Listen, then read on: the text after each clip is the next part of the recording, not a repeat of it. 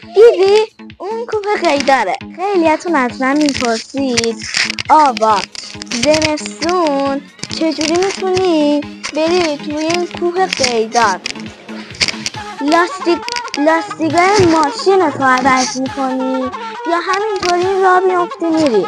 مثل اطلاعتون عرض کنم که من اصلا بلد نیستم ماشین برونم، اصلا ماشین ندارم، اصلا اسم من آوا نیست، اسم من گلشن اسدیه و با افتخار میخوام خانم آشپزخونه خانوماها معرفی کنم. بفرمایید داخل، خواهش میکنم که بیشتر آشنا بشید.